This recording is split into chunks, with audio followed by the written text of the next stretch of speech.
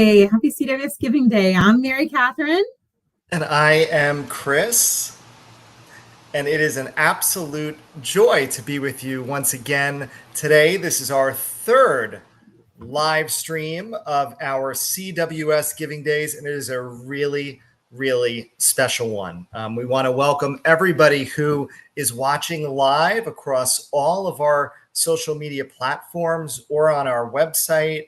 And we want to welcome anybody who might see this later on. We are grateful to you all for your support and your engagement today and throughout the year.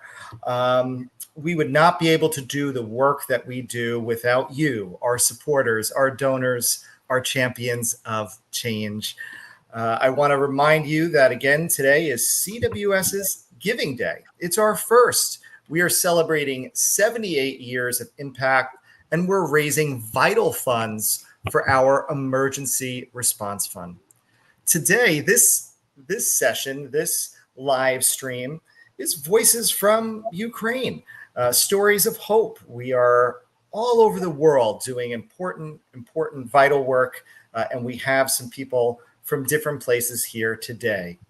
So I would like to welcome on Ruja, Ola, and Andrew.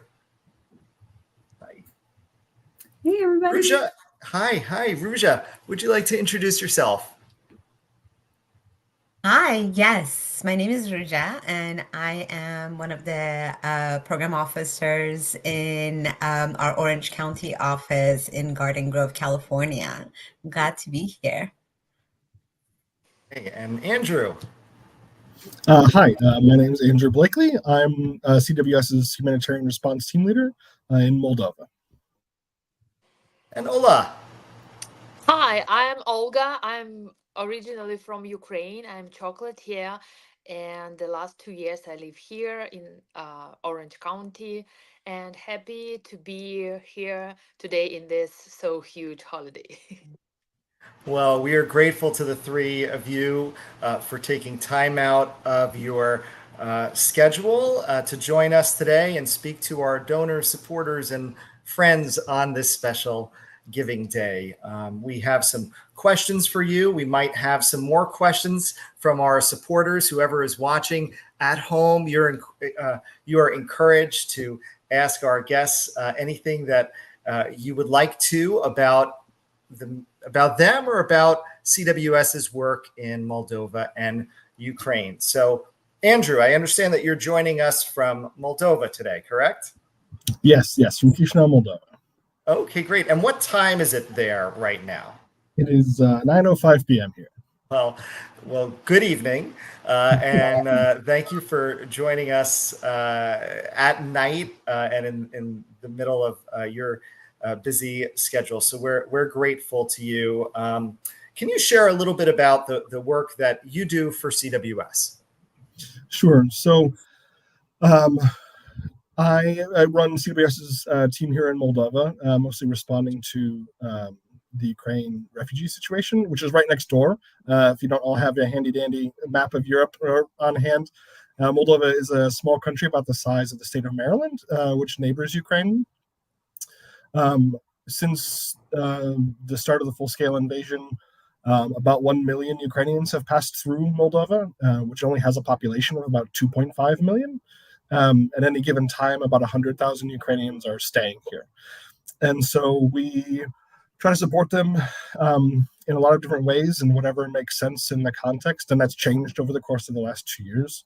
So we do a lot of basic needs things like food and hygiene products, but then we're also trying to help folks integrate. So things like language classes and helping get kids enrolled in school and vocational training, trying to get folks to get to know their new neighbors and vice versa.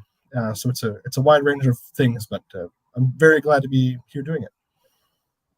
Amazing. And Andrew, maybe you can give us a little bit of information on how CWS has been involved in the last few years and what our current involvement is, what your day-to-day work is there.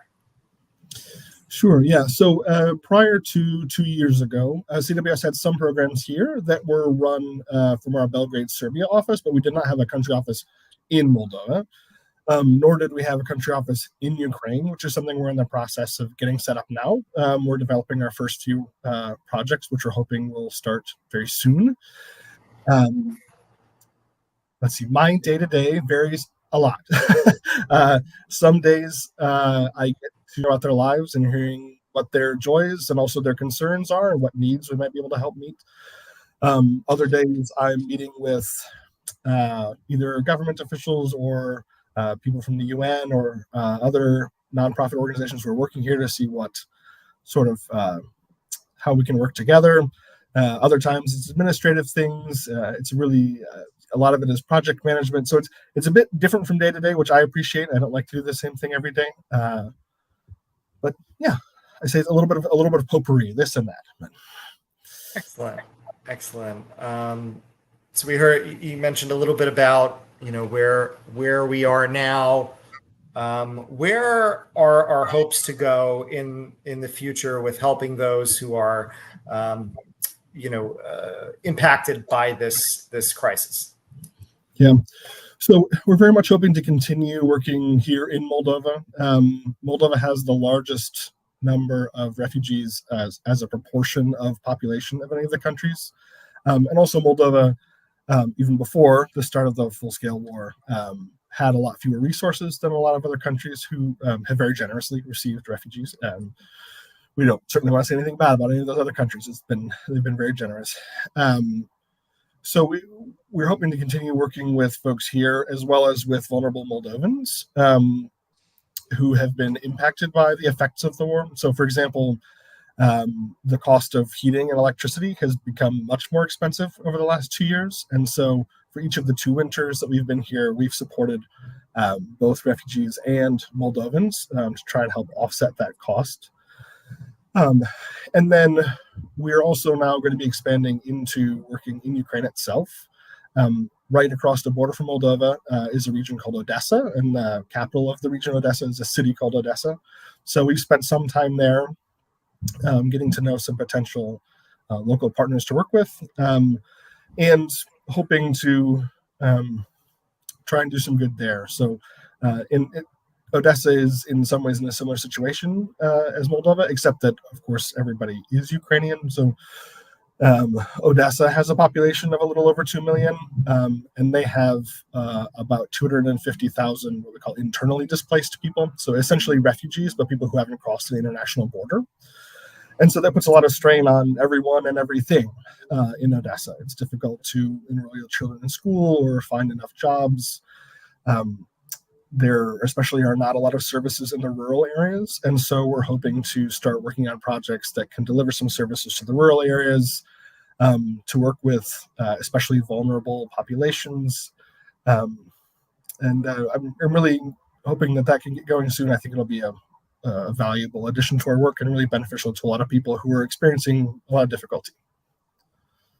Thank you, Andrew. Just one more question that I was curious about, just how the work that you have done there over the last couple of years, how has it impacted you?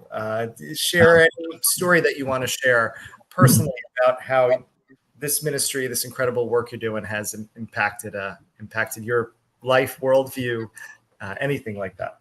Sure. So my background, I spent 14 years in the U.S. Army, including a couple in war zones, and it didn't do me any good. And I was a grown man, trained, well-equipped, and so I just think how much more impactful it must be for someone who has no training and who has to care for their children in the middle of all of that. Yeah, I mean, and those are the stories we hear from people. We have a center that assists Ukrainian kids with continuing their education after being displaced, and then also provides services to their mothers Under Ukrainian law, men between the ages of 18 and 60 are mostly not allowed to leave the country. And so a lot of what you have here in Moldova are, functionally single parent families with their kids. And was talking with a woman there who was saying, that she had to leave her husband behind. And then after they left, he wound up on the other side of the front line. And he had previously been a veteran of the Ukrainian military. And so he has to hide because those people are targeted by the Russians for forced conscription. He has to hide. He had to go bury all of his old uniforms under the barn. And so then to talk to his wife, who's here with us, talking to him every day, this terrible fear of what could happen. But in the context where she says, but I know that I can come here and my son can learn in safety and can play games and can talk to a psychologist when he needs to. And I can come here and have activities with other moms who know exactly what I'm going through, to create that new community, a sort of found family under a very difficult situation. And so, there's nothing, it's far beyond any of my power to do anything about the war or about the situation that her husband is in. But I'm so glad that we can try and do everything we can to provide people with, the best shot at a normal-ish life in the middle of a very terrible situation. Yeah. Wow. Thank you, Andrew, and your team for providing those safe spaces for families whose dads and husbands are stuck back in Ukraine. One of the things I think is unique about CWS is that we're there. We're walking alongside refugees at every step of the journey, and you're there at that first displacement and providing care, building community, providing support. Thank you. We also have Ruja, who is on the other side of that when refugees from Ukraine are able to come to the U.S. Ruja, you're the front porch. You're the one who says welcome. So thank you for being on here. Would you please maybe share with us a little bit about your journey with CWS and how you came to be where you are? Your experience with us? Sure. Yes, of course. I do want to emphasize what you said. Andrew's work is so beautiful and so amazing. I spent a couple of years in Greece working in refugee camps previously. So it's unbelievable. The work that is being done by your team there is just amazing. So I have been working with our Orange County, with our Garden Grove office since October 2022. So about a year and a half or so now is when we opened our doors, our local office in Southern California. I have moved a couple positions. So I started as our senior outreach person, and I went to some of the programs after that. We worked with some of the preferred communities grants, providing support to the community here, and Olga was one of our amazing clients. With some of our with our case management work that was being done, I went from the work that I was doing. I continued as providing some support in employment. That's not a service that the local offices, a lot of local offices actually can provide, just due to restrictions. But this was a service that we just saw the need, and this was a complementary thing that we tried to do. And that's one of the things that we were doing. And now I'm one of the program managers. I do our community engagement, which kind of brings me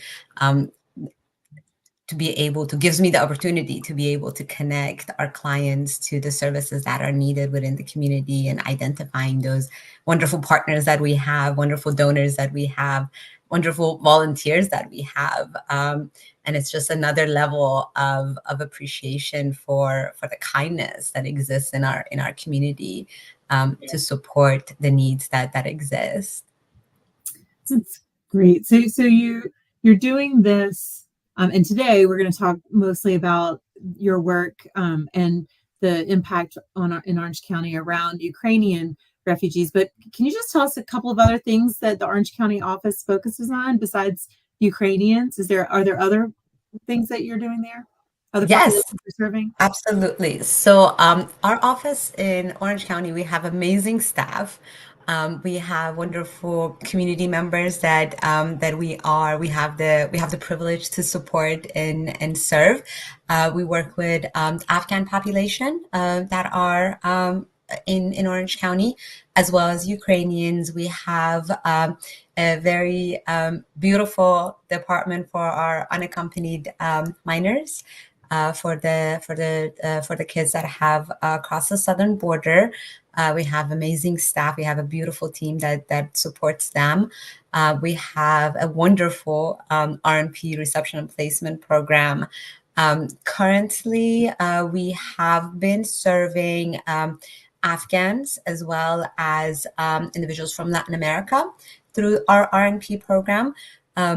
But what we are looking to see what other populations will call Orange County, will call Southern California their home, and we'll be here to support them as well. It's a beautiful, diverse community that we have, and it's a beautifully diverse staff environment, work environment that we have as well. Yeah, I can attest to that. Chris and I were out in California for a meeting, got to meet you and some of the other folks from your team, and you really are wonderful, doing great work. So please send our thanks to the whole team. And there you introduced us to Olha there, and we fell in love with her and what she's been able to do. So would you, like you did for us, would you introduce to those who are watching today on the live streams, would you introduce her, our special guest, and maybe you can tell us a little bit about your connection when you introduce her. Yes, it is. It's an absolute pleasure. I love Olha is one of my. Well, I don't have any favorites, but if I did, all my clients are the same. But if I had a favorite, Olha has been such an amazing inspiration to all of us. And she can talk about her journey herself. I think it's important for us to hear from her on that level. But I want to give you a little bit of an anecdote of how this whole thing maybe started. Was one of my coworkers shared some chocolates that Olha had gifted our office. So she had graciously come to our office and had brought some of her beautiful work, and I just tasted it. And as soon as I tasted it, I was like, "Oh my God, where can I buy these?" They're just amazing. They're so beautiful. They're so tasty. I just can't even tell you how wonderful her chocolates are. And that's how I kind of come in contact with her and got to know her more and learned about all the wonderful things that she's done, her background as a chocolatier. It's amazing, amazing person. And with the work that I do with our community, we had a community partner that provides entrepreneurship classes. And Olha was able to attend those, and this is just, this attests to everything she does, and I don't want to give too much of information about her. She can say whatever she feels she likes to share, but the amount of work that she was doing at that time, just on her home, at home with her home life, and all the stuff that she had to do and all the responsibilities that she had, to be able to actually take our word and dedicate this extra time to attend these classes and meet this community partner that we had. She finished the program, and she was actually awarded a grant through that program. She did such an amazing job finishing that program, and she has developed her business into this beautiful business that it is now, and I can't wait to see where it goes from here. It's great. Well, welcome, Ola, and Thank thanks you, for taking time Ruja. out of your Thank you. busy day working and making beautiful chocolates. Can you share a little bit with us about your journey, and maybe tell us a little bit about what your life was like before the war in Ukraine? Maybe Mhm. tell us a little bit about that part of your life. Yeah, firstly, I want to thank you. It's a huge honor for me to take a speech here in your uh, anniversary. So thank you for inviting me. And I just have like regular life, like everybody. Before the war, I lived in Lviv, Ukraine. I have my family, my husband, my son, 10 years old. I worked with my small business where we created different stuff of confectionery, not only the chocolate candy, but cakes, macaron, chocolate figurine, drage, everything. And we successfully sell this for whole Ukraine. And our life was peaceful, filled with routine activities like yoga, traveling, read books, playing games. So, like, just um, regular life. And we love to spend time with my family, with our relative friends, go to some concert or cinema or something else. So, it was my previous life. Just the dream, what everybody wants. It sounds like a lovely life. And I do know you also did some studying in France, maybe, with your cooking too, like your bakery. So I study when I start to achieve like confectionery, a lot of different chefs come to Ukraine. So maybe 15 different classes I took in Ukraine, in Lviv, in Kiev. And I also used to study in Belgium Chocolate Academy in two very famous chief. One of Roman Morato, it's like Spanish chief, and another is French chief Pierre Mirgalet. And I used to study in Israel, and I used to visit France, Paris twice. One, it was like 2018. It was a Salon du Chocolat. The worldwide company Cacao Barry make every 2 years like big competition of the whole world chocolatier. And that year it was the Wiener. It's from Swiss, and it was my very first huge chocolate experience. And yeah, it was unforgettable years of study and just enjoying the life. That sounds great. Well, so can you share with us, if it's okay, can you share with us how you and your family were impacted by the Russian invasion in Ukraine?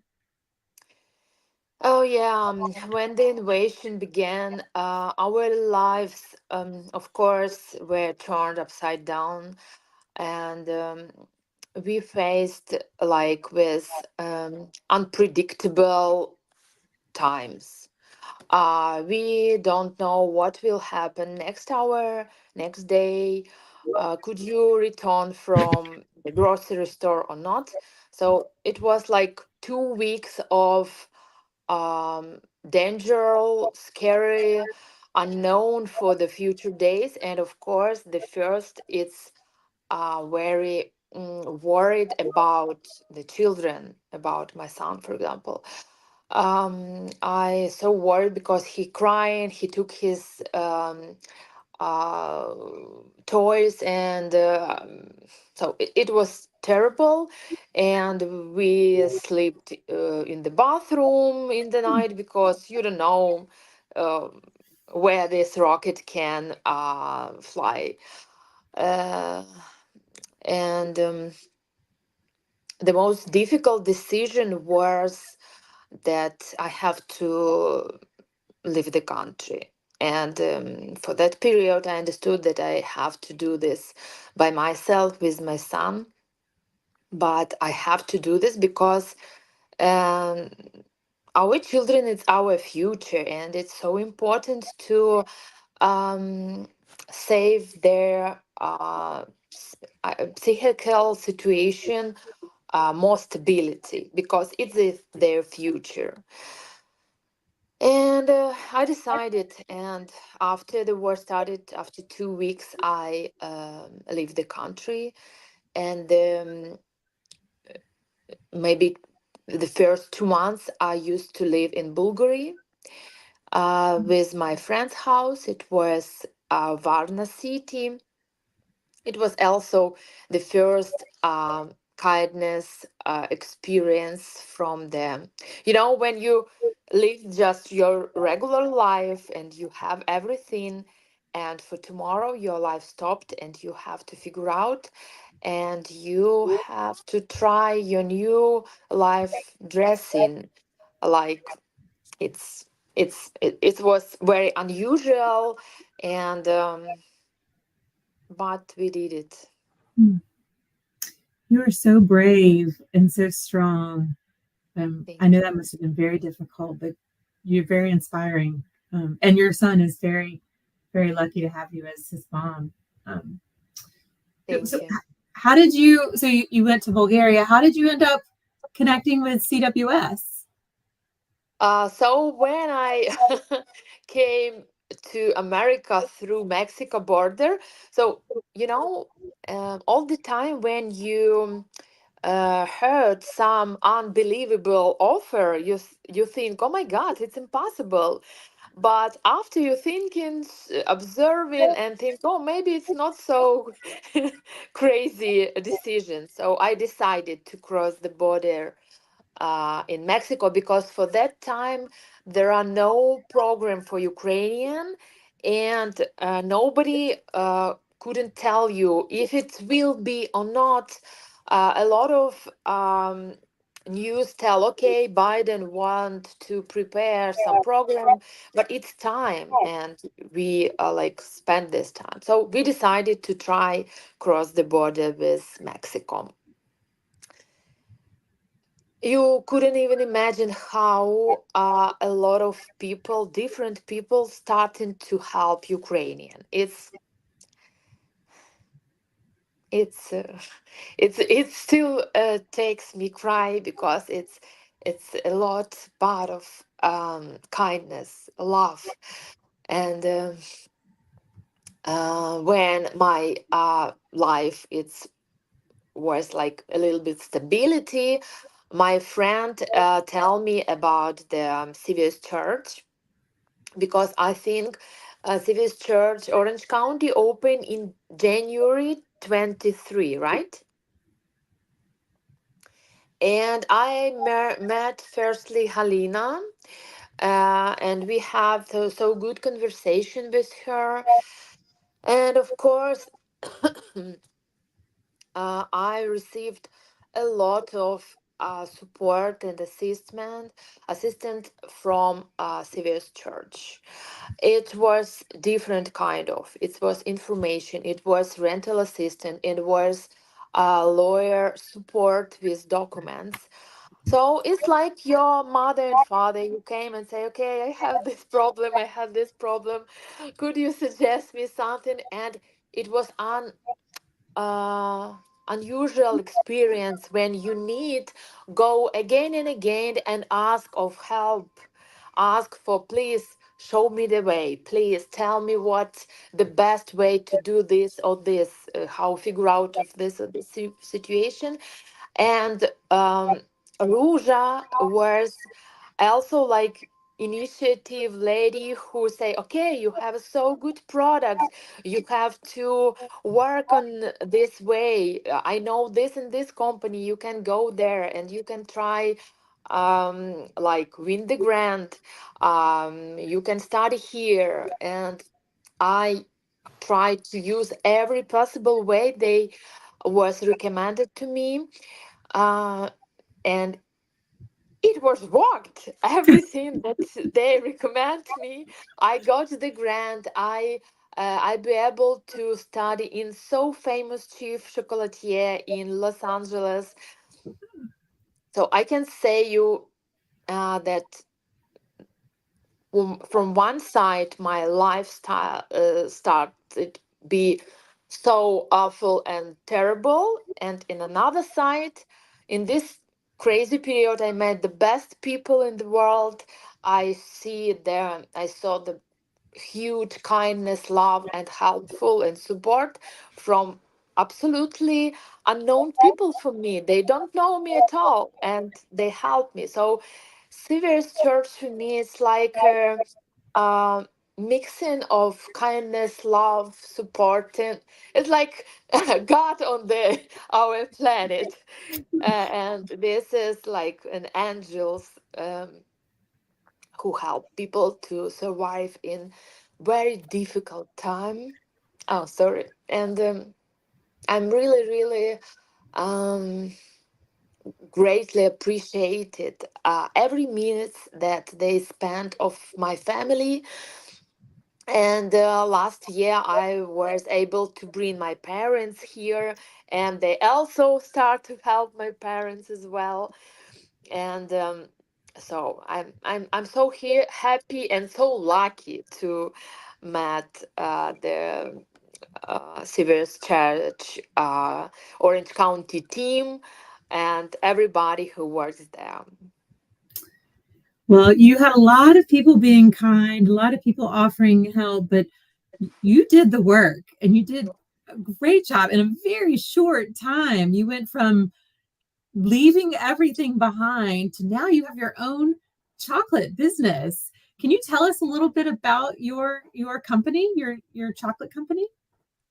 So for today, my chocolate company just starts to back on their feet. Of course, it's not their volume what I used to have in Ukraine, but step by step, I involved in Orange County chefs community, and I also like try to be useful for this community to improve the culinary arts and quality in the culinary world in this region. Uh, so now I got of my permits and I'm able to sell my product in cafe, restaurant, hotel, and I work on it. I met one so famous chief, French chief from Saddleback College. He worked there and he collected scholarship for their student, and we collaborate with him and create the chocolate bar with coffee, and also sell this in different grocery store and different farmers market. So and I involved my son as well. He'll he'll my helper. For example, if he wants to buy something, he make a chocolate and sell on the pop-up events and say, okay, this is my kids candy, without any like so a huge recipe. It's like milk chocolate and teddy bear. It's so good. And so, and my goal to back on my feet and create the company. Of course, it's small business because the so high quality chocolates couldn't be like mass market. Mm. But my goal to keep this quality and be able sell in this region or like in other part of US and other regions as well, so good quality product, because I think we have enough mass market not so good quality product, but the high quality, the single original chocolate. By the way, chocolate have 600 different flavors, and as a chocolatier, I want to achieve their goal, improve this flavor using the spices, berries and fruits, and I want that you know about chocolate more. that it's really good product, this tasty, they have to have the new experience, you have enjoy flavoring, and it's like a new country of flavor, not about sugar, of course. So this is my plan. That's great. And I think we put in the chat, it's You for You chocolates. So if Yeah. folks want to order some of these amazing artisanal chocolates, youforyouchocolates.com. So let's maybe get a lot of viral orders in today. That would be great. Thank you so much. Thanks for sharing your story. Olga, Thank number one, I'm hungry hearing about your delicious chocolates. I tried them before when we had the opportunity to meet, and I can vouch for them. They are wonderful. Somebody had a question that I'll ask. What's your favorite of the 600 flavor? Or you know what? Why don't you give your top three, or your top three flavors of chocolate out of those 600? So, chocolates, it's so interesting because you can figure out with flavor, depend on how you fermentation chocolate, roasting chocolate. From one beans from this tree, you can create like 50 different flavors, you can imagine. So the best chocolate, if you will buy somewhere, it's a double fermentation chocolate. Double fermentation chocolate, this in this bean improved flavors twice, and the third time they increase when you roasted them. And if they been come to the good hand of chocolatier, they can improve more better. So whenever flavor you can choose, if it's good quality beans with fermentation roasting, it will be the best chocolate. Of course, the best chocolate is bean to bar chocolate. This is the best one. If we talk about my creation, my chocolates candy, I love classic. I love dark chocolate. For example, I have two candy. One, it's a dark chocolate with orange and a little bit Grand Marnier liqueur.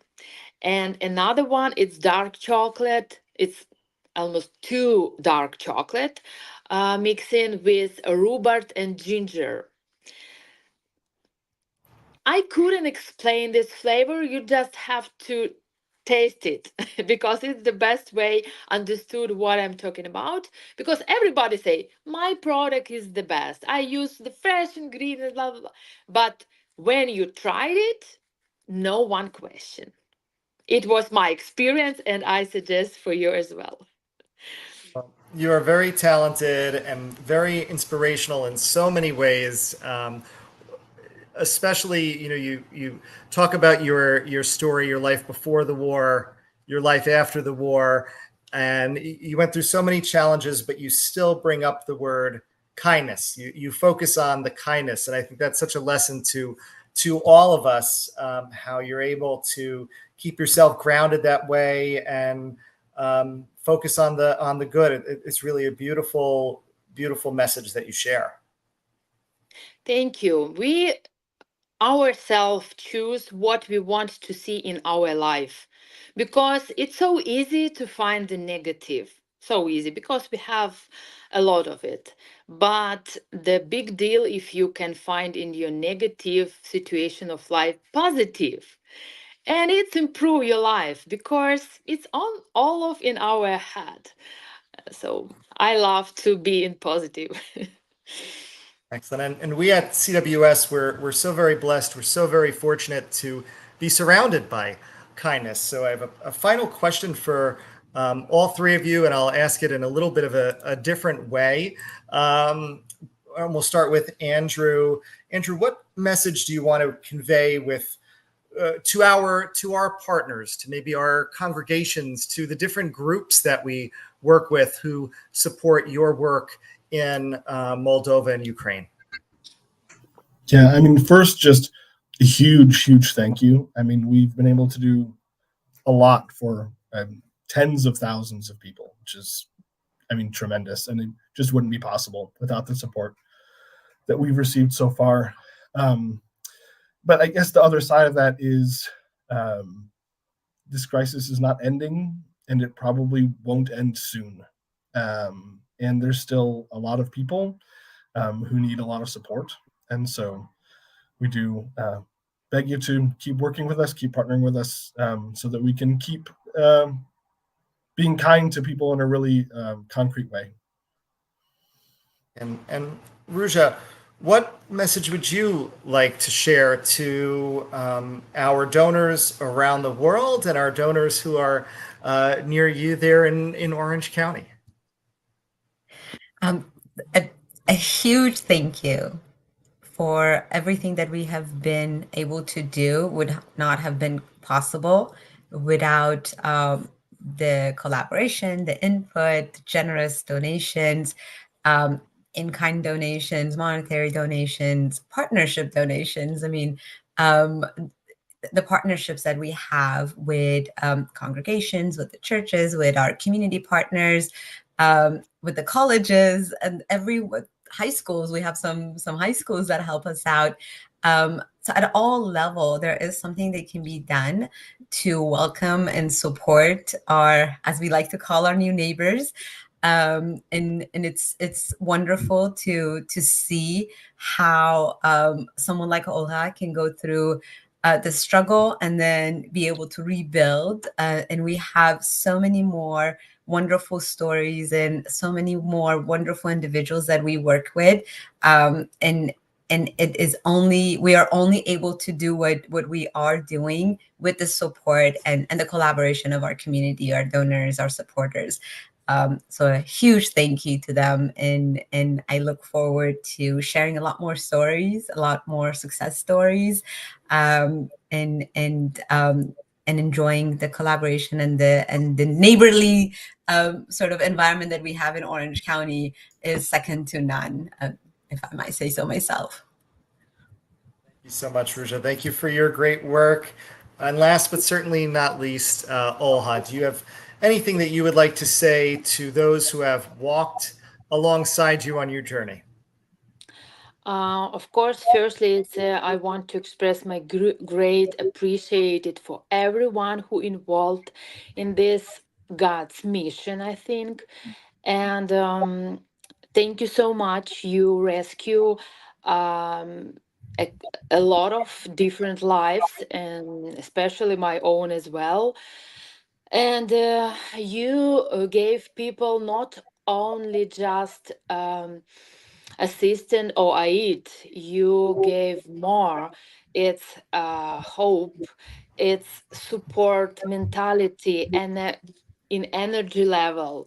So people who support and help this Severus Church, I think you do your support invaluable.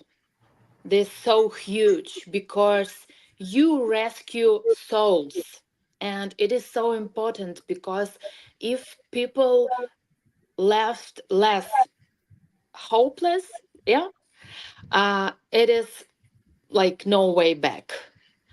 But if you have like this is company here or this is people here, you see the light in the end and you go through this more strongly. So you did a huge work for our planet, for our society, for whole people who can be able to work with you. I mean, like this company and all of supporters. So I say thank you from my family, from everybody.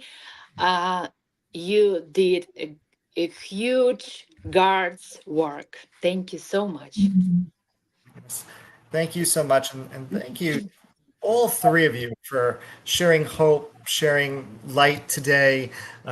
We are so very grateful. Before we depart, I could stay on this call with the three of you for hours. But before we depart, just want to remind all of our donors, all of our viewers who are watching this, that your support today, your gifts today support our emergency response fund. and you are providing food, shelter, and critical care for those facing a crisis. We do not know when the next emergency will be, but CWS will be there with your support. So we're grateful to you all. We're also celebrating our 78 years of providing just and sustainable solutions to hunger, poverty, displacement, disaster, and so much more. And that's locally in places like Orange County, and that's globally in places like Moldova and Ukraine. We are just about everywhere around the world, providing support and working with communities. And when you give today or any day, you are CWS. Our supporters, our volunteers, our employees, our congregations, our denominations. Happy birthday to you.